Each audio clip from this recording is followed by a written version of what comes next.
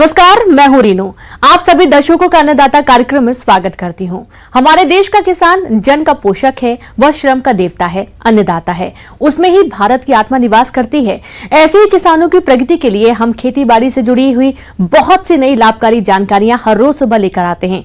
तो चलिए कार्यक्रम शुरू करने से पहले देखते हैं आज क्या है अन्नदाता में।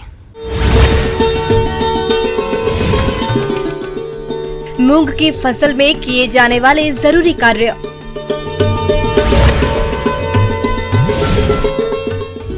अश्वगंधा की खेती से माला माल हुआ किसान।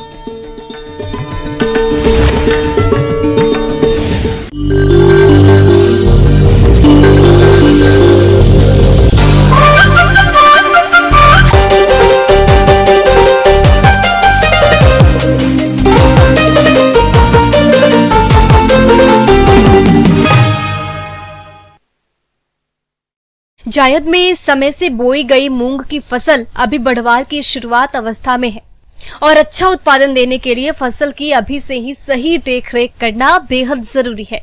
तो फसल लगाने के बाद किसान कौन कौन से कार्यों को करे, इसके लिए देखिए ये खास रिपोर्ट।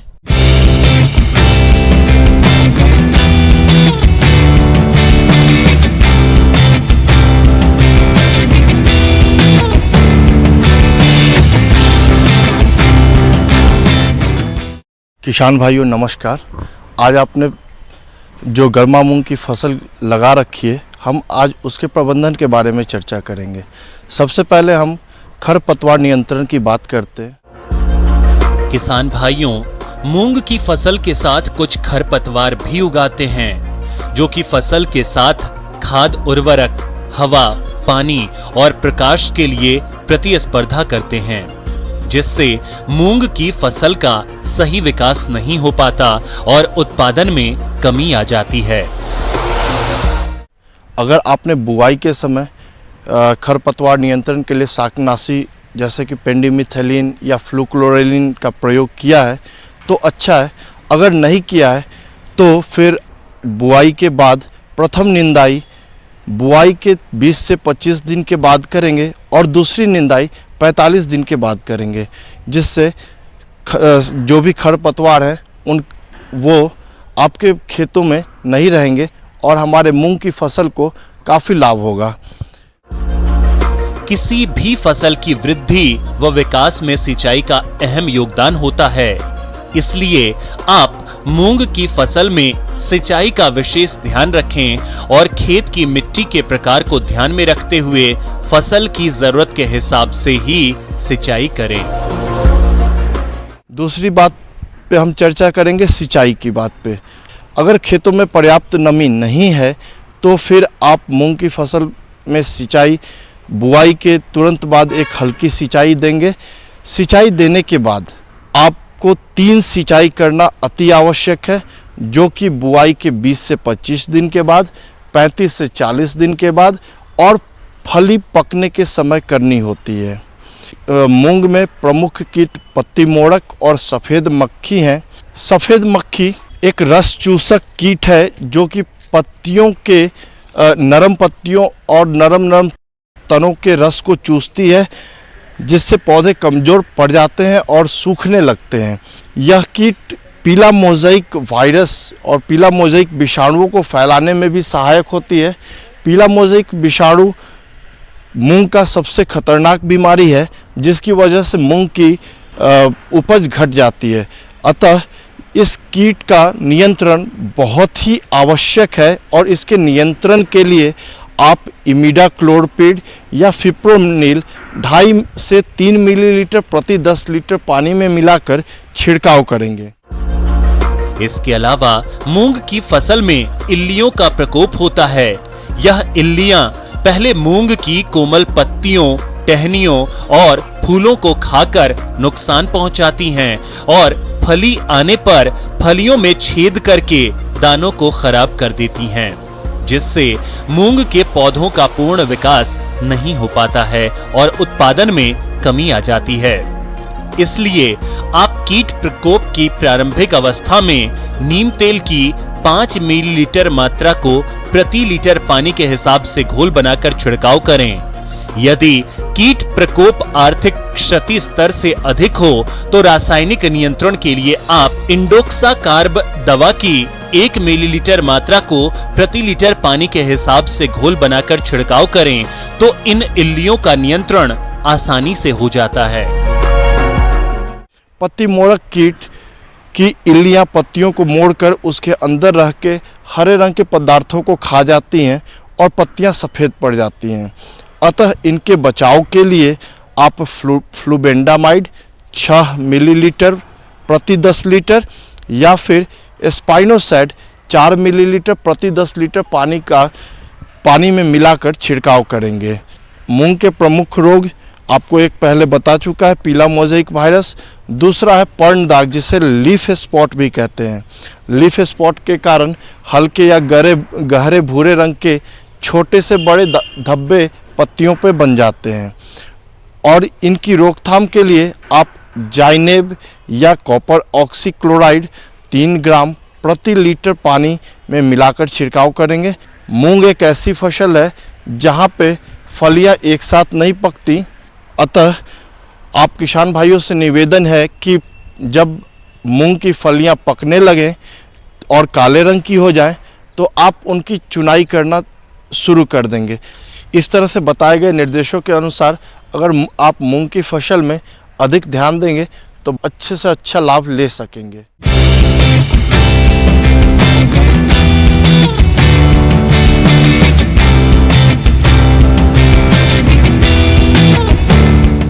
किसान भाइयों, अब लेते हैं एक छोटा सा ब्रेक, जल्द लौटेंगे।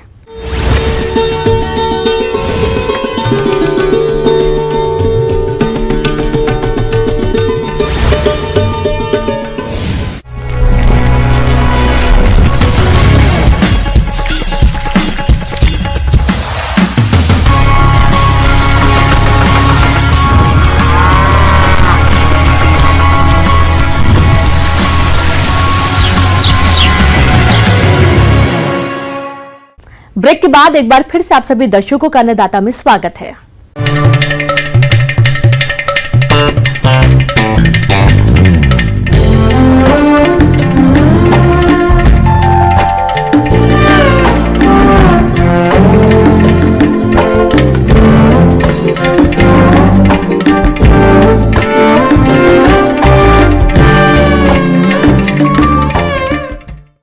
औषधीय गुणों से भरपूर अश्वगंधा की खेती कर किसान आज के समय में मोटी कमाई कर रहे हैं।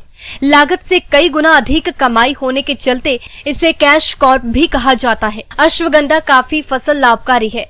इससे कई औषधियां बनाई जाती हैं। इसकी मांग हमेशा बाजार में बनी रहती है। इसी लाभ को देखते हुए मध्य प्रदेश के विदिशा जिले के प्रगतिशील किसान बाबू साहू ने इसकी फसल लगाई है और इससे अच्छी आमदनी कमा रहे हैं। तो आइए मिलते हैं इनसे और जानते हैं इनके अनुभवों को।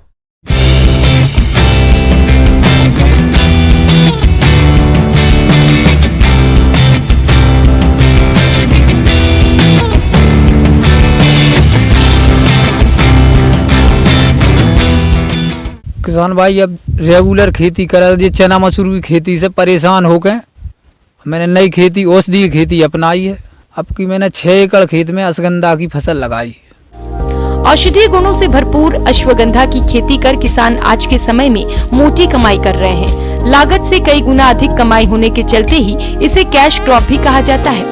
पूरे भारत में खासकर सूखे प्रदेशों में अश्वगंधा की खेती कर सकते हैं। मुख्य रूप से इसकी खेती राजस्थान के नागौर जिले में होती है। नागौरी अश्वगंधा के बाजार में एक अलग पहचान है। अश्वगंधा महिलाओं के लिए काफी लाभकारी होता है। साथ ही इससे कई औषधि और दवाइयां बनाई जाती हैं। यही कारण है कि इसकी मांग हमेशा बाजार में बनी रहती है। अश्वगंधा के बीज, पत्ते, छाल, डंठल और जड़ों की बिक्री होती है और अच्छी कीमत भी मिलती है। जो बीज की जानकारी मिल गई कृषि विभाग वाले के लिए, आप विदिशा जाओ, चौपाल पे बीज मिल सकते हैं। चौपाल पे से बीज लाए। ई के बाद मैंने तो भैया मेरे हिसाब से पहले बखन्नी की गहरी जुताई करके रोडर बीडर से सोसर करवा के बीज उपचार करके 2 बोरी DAP में मिला के वो प्रति एकड़ 10 किलो के हिसाब से बीज बो दिया। और तुरंत बाद पानी के बाद 8-8 दिन से पानी दे वो शुरू करो। लगभग 20-25 दिन में वो दिखा है बीज जो। फिर पानी कम कर दो। करीब फिर 20-25 दिन के हिसाब से पानी। जहाँ पानी ज़्यादा भरागा वहाँ पेड़ छोटे हैं, फसल कमज़ोर है। और खुले पानी से बढ़िया अगर स्प्रिंकलर से पानी दो जाए तो बहुत बढ़िया। शुरू से खुले पानी से वो इतने होते हैं बीज समटवे से चांदे आंदे भी हो गई। ज़्यादातर तो ढड़कोली जगह होने चाहिए, भरेल खेत में इसकी खेती ठीक नहीं है। अब मेन समस्या खरपतवार, इनमें पानी की वजह से खरपतवार कछु ज़्यादा ही होते हैं। इन खरपतवार निकलवाना ज़रूरी है। तो मैंने तो आदमी लगवा के 2-3 दफ़े निकलवा दे। 3 महीना और बाकी हैं फसलें। अब आगे भी खरपतवार हुए तो मैं ऐसा ही निकलवाते रहूँ और फेंकवाते रहूँ। और मेन समस्या वो जो है अमरवेल की ज़्यादा दिक्कत। जैसे अमरवेल के लाने बोवे के टाइम ही इसको नियंत्रण है और बाद में कुछ नहीं है। ये बाद में पटवा कर मैं ज़्यादा ही परेशान हुआ उससे। जैसे ही के बीज बोन लगे वे पानी में टब में बाल्टी में बाय पानी में गला दो, वो खरपतवार ऊपर आ जाए बाय फेंकवा दो, ई के बाद छिड़कवाओ, बहुत बढ़िया रहे। खड़ी फसल में अमरबेल के नियंत्रण के लिए समय समय पर ये फसल का निरीक्षण करते हैं। साथ ही अमरबेल दिखाई देने पर उसे हाथों से निकालकर नष्ट कर देते हैं। किसान भाई मैंने खेत पे जाकर देखा तो माहू भी इसमें लगती है। अब अपन ने हरी माहू, कारी माहू, सफेद माहू और इनमें चौथे कलर की माहू है, भूरे कलर की माहू। चेंटी रे पौधा पनप नहीं पाएगा। माहू को नियंत्रण जरूरी है।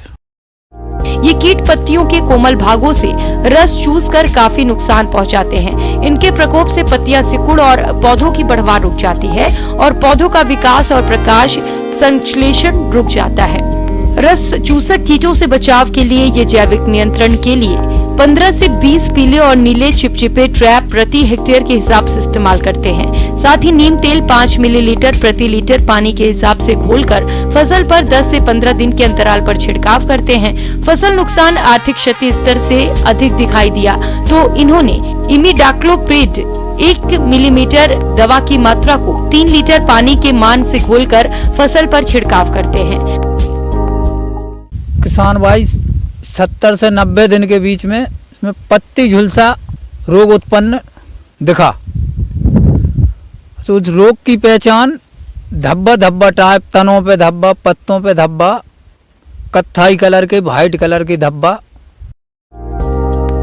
पत्ती सड़न और लीफ स्पॉट सामान्य बीमारियों के नियंत्रण के लिए ये बीज को मैंकोजेब से उपचारित करके बुआई करते हैं तथा खड़ी फसल में रोग दिखाई देने पर ये 3 ग्राम प्रति लीटर पानी के हिसाब से मैंकोजेब दवा को घोलकर 10 से 15 दिन के अंतर में छिड़काव करते हैं। किसान भाई जो मेरा अनुभव था मैंने आप भी बताया और आप लोग भी यशगंधा की खेती करें, फायदा की चीज है। और मोए से की उम्मीद ये है कि बहुत बढ़िया फसल है, लागत भी कम है, फायदा ही फायदा है। आगे और भी है खेती बाड़ी से जुड़ी बहुत सी रोचक जानकारियां। यहां रुकेंगे एक और छोटे से ब्रेक के लिए।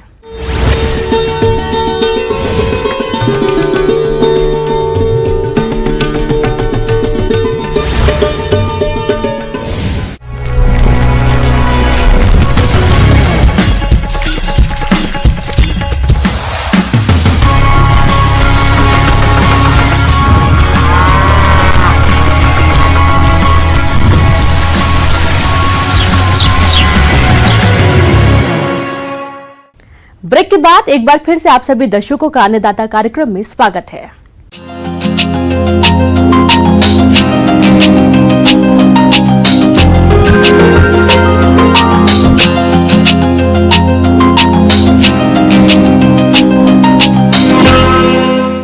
अनार की बागवानी प्रदेश में बड़ी तेजी से फैल रही है क्योंकि इससे किसानों को अच्छा मुनाफा मिल रहा है। लेकिन इस समय इन बागों में फल फटने की समस्या आमतौर पर देखी जा रही है। तो किसान कैसे करें इसकी रोकथाम के उपाय, इसके लिए देखिए हमारी ये खास रिपोर्ट।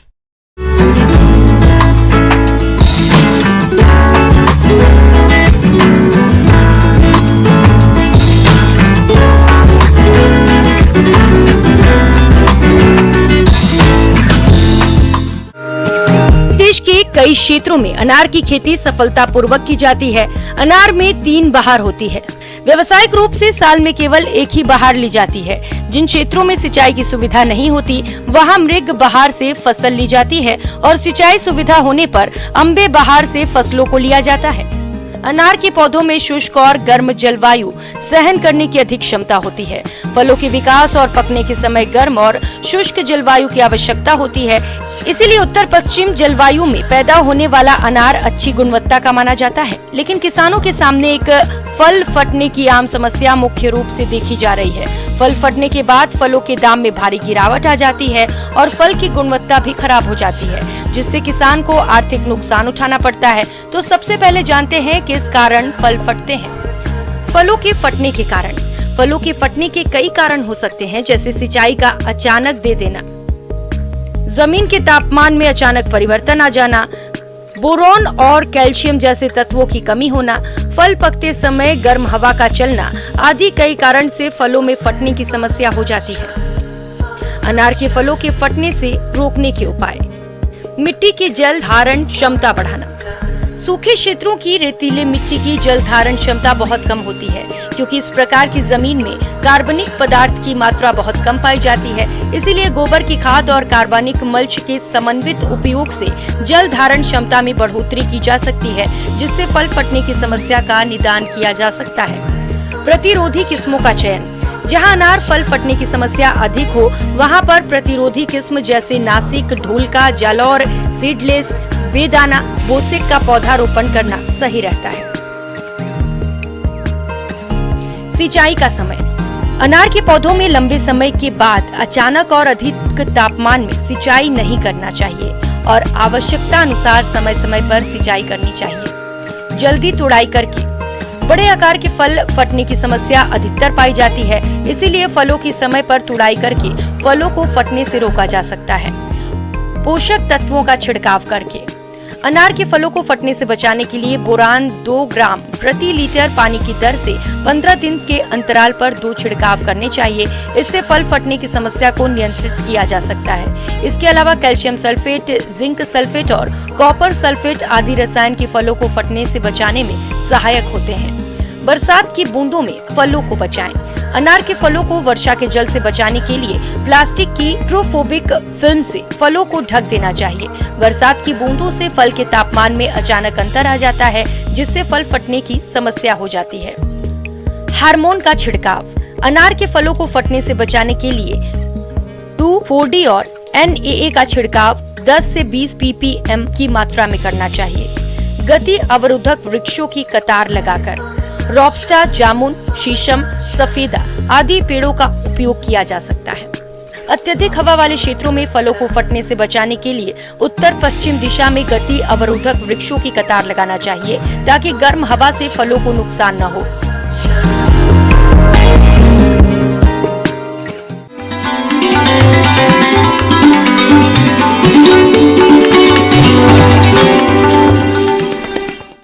आइए जानते हैं अन्नदाता निःशुल्क फोन के माध्यम से पूछे गए समस्याओं का समाधान। अन्नदाता निःशुल्क फोन संपर्क सेवा के माध्यम से पूछे गए प्रश्नों में से आज हमने जिस प्रश्न को कार्यक्रम में शामिल किया है उसे पूछा है ग्राम कलना, जिला मधुबनी के कृषक रजत कुमार ने। ये हल्दी की खेती के बारे में संपूर्ण जानकारी चाहते हैं। तो रजत कुमार जी, आपकी जानकारी के लिए प्रस्तुत है कार्यक्रम का ये अंश।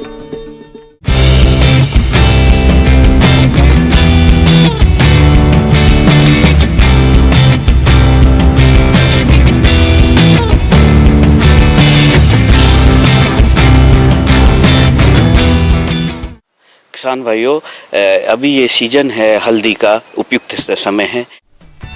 हल्दी का उत्पादन सभी प्रकार की मिट्टी में किया जा सकता है, परंतु मिट्टी में जल निकास उत्तम होना चाहिए। हल्दी की खेती करने के लिए दोमट, जलोढ़ जिसमें जीवांश की मात्रा अधिक हो, इसके लिए अति उत्तम होती है। यदि खेत में नेमाटोड की समस्या हो तो प्लास्टिक सोलराइजेशन अप्रैल के महीने में ही कर ले, तभी क्यारियां बनाएं। तो सबसे पहले हम इसकी खेत की तैयारी कैसे करते।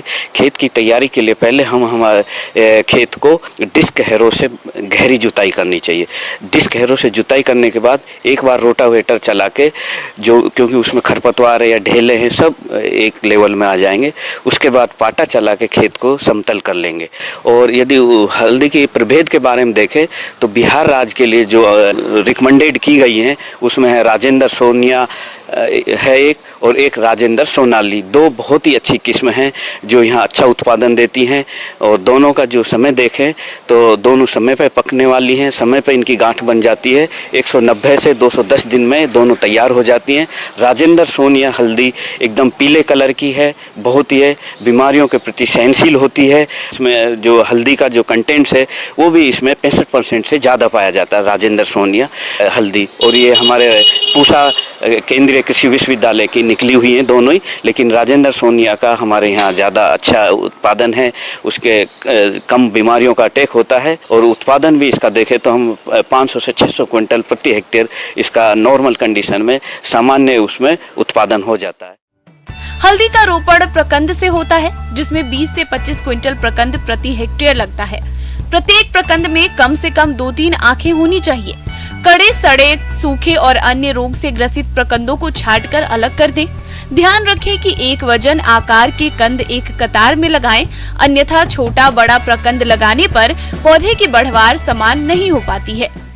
और जब लगाते हैं हम लाइन में मेड के ऊपर तो पहले उसको शकर्स को उपचारित कर लेते हैं। बावेस्टिन का 2 ग्राम मात्रा प्रति लीटर पानी के हिसाब से उस गांठ को 5 मिनट के लिए डुबो के उसमें रखते हैं और फिर निकाल के, और जितनी गांठ है सबको उस दवा से बावेस्टिन से, क्योंकि जब लगाते हैं तो एक फंगस आ जाती है और जिससे हमारा शक्कर सड़ने की संभावना रहती है, तो बावेस्टिन से वो सड़ेगा नहीं और हमारा जो शकर्स का तो तना निकलेगा एकदम स्वस्थ और हेल्दी होगा, जिससे हल्दी का उत्पादन अच्छा होगा। मैदानी क्षेत्र में मिर्च और अन्य फसलों के साथ मुख्यतया सब्जी वाली फसलों में इसे मिश्रित फसल के रूप में लगाया जाता है। इसे अरहर, सोयाबीन, मूंग, उड़द की फसल के साथ भी लगाया जा सकता है। अंतर्वर्ती फसल के रूप में इसे आम, कटहल, अमरूद, चीकू जैसे बगीचों में भी लगाकर अतिरिक्त आय प्राप्त कर सकते हैं। हल्दी क्योंकि वो शक्कर से लगाई जाती है तो उसमें हम हल्दी जब लगाएंगे तो रिज मेकर से लाइन बना लेंगे, क्योंकि ये मेड पर लगाएंगे तो जब भी बारिश आएगी तो जो हल्दी का हमारा गांठ है वो गलेगा नहीं, तो रिज मेकर की सहायता से हम लाइन बना लेंगे। लाइन से लाइन की दूरी इसमें रखनी है 45 सेंटीमीटर और पौधे से पौधे की दूरी 30 सेंटीमीटर पर रखनी चाहिए, क्योंकि हल्दी थोड़ा फैलने वाला है और उसकी शक्कर से वो काफ़ी जब उसको स्पेस मिलेगा, इसलिए 45 सेंटीमीटर और 30 सेंटीमीटर इसका ये लगाने का है। और प्रति हेक्टेयर देखें तो हम जैविक खाद का उपयोग करना चाहिए। जो देसी गोबर है वो पूर्णतः सड़ा होना चाहिए, तो 8 क्विंटल प्रति हेक्टेयर देसी सड़ा हुआ गोबर का उपयोग करेंगे। उसके बाद यदि नाइट्रोजन के हम देखते हैं तो क्योंकि फर्स्ट जब लगाते हैं तो डीएपी का हम उपयोग करते हैं, तो इसमें 60 केजी फास्फोरस की जरूरत होती है, 80 केजी नाइट्रोजन की जरूरत होती है, 40 केजी पोटाश की जरूरत होती है। इसके साथ क्योंकि ये कंद वाली है तो पोटाश की मात्रा हम एक बाद में लिक्विड फॉर्म में भी दे सकते हैं, क्योंकि जब मिट्टी चढ़ाते हैं हल्दी पे दिसंबर के एंड में, तो मिट्टी चढ़ाते समय उस टाइम भी हम पोटाश का एक एप्लीकेशन दे देंगे, तो जो हमारी गांठ है वो अच्छी स्वच्छ बनेगी। हल्दी की फसल को सिंचाई की अधिक आवश्यकता नहीं होती है। यदि गर्मी में इसकी बुआई की जाती है तो मॉनसून आने से पहले इसकी सिंचाई करना जरूरी है। इस दौरान कम से कम 4 से 5 सिंचाई कर सकते हैं। ध्यान रखें, सिंचाई के बाद पानी खेत में एक जगह एकत्रित ना हो, इसके लिए खेत में जल निकासी की व्यवस्था करें।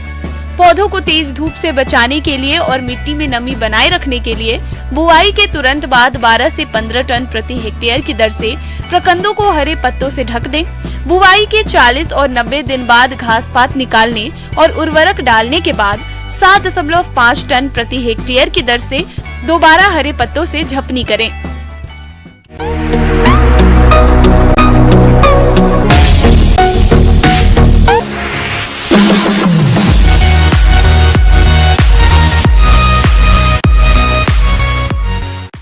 एक नजर डालते हैं राज्य के कुछ मंडियों के प्रमुख फसलों के बाजार भाव पर।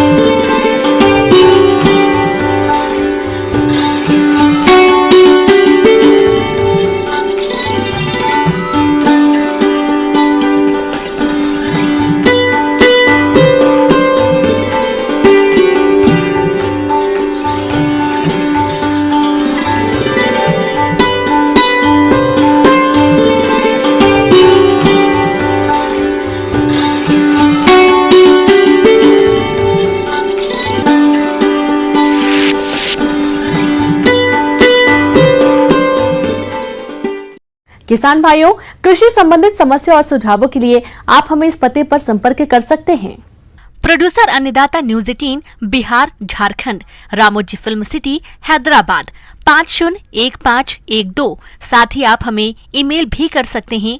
हमारा ईमेल है p18annadatabihar@nw18.com। इसके अतिरिक्त आप हमें निःशुल्क हेल्पलाइन नंबर 1800889216 पर सोमवार से शनिवार सुबह 10 बजे से शाम 4 बजे के बीच संपर्क कर सकते हैं। अब समय हो रहा है आपसे विदा लेने का। कल फिर मुलाकात होगी कृषि से जुड़ी महत्वपूर्ण जानकारियों के साथ। नमस्कार।